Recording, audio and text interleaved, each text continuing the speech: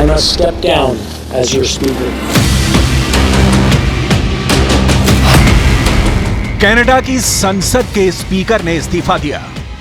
It's with a heavy heart that I rise to inform members of my resignation as Speaker of the House of Commons.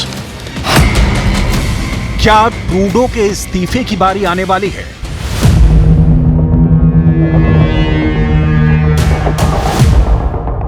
जब से Canada के प्रधानमंत्री Justin Trudeau ने भारत के खिलाफ जहर उगला है, तब से जस्टिन ट्रूडो से उनकी किस्मत ही रूठ गई है।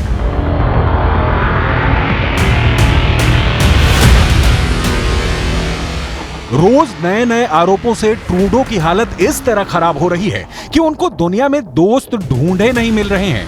अब कनाडा की संसद के स्पीकर के इस्तीफे के बाद जस्टिन ट्रूडो पर भी इस्तीफे का दबाव बढ़ रहा है।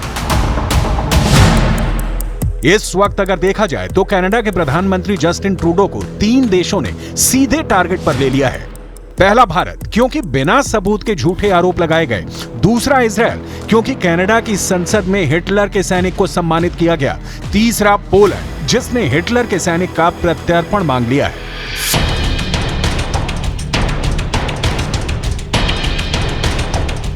इसके अलावा नाटो के कई देश और यूक्रेन भी ट्रूडो के कारनामों से असहज महसूस करने लगा है।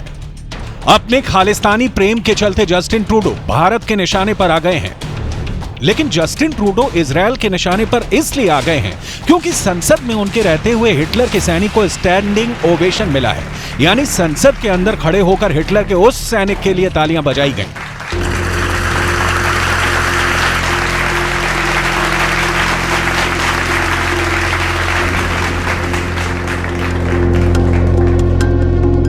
जिस पर यहूदियों के कत्लेआम का इल्जाम है, और इसीलिए अब दुनिया की यहूदी लॉबी कनाडा से नाराज हो गई है।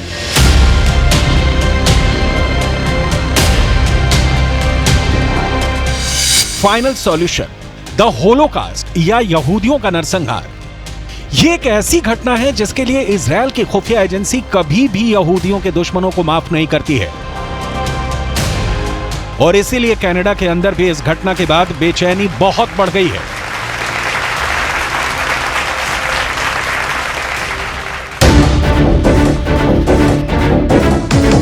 ट्रूडो ने अपनी हरकतों से नाटो के 30 देशों को भी शर्मिंदा कर दिया है, क्योंकि अब रूस की तरफ से भी यह प्रोपेगेंडा चलाया जा रहा है कि कनाडा की संसद में हिटलर के सैनिक का सम्मान करके कनाडा ने रूस की बात को सही साबित किया है।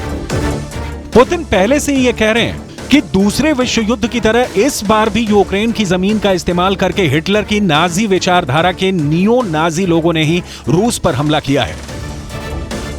और कनाडा में हिटलर के सैनिकों के सम्मान ने पुतिन की इस विचारधारा को और मजबूत किया है।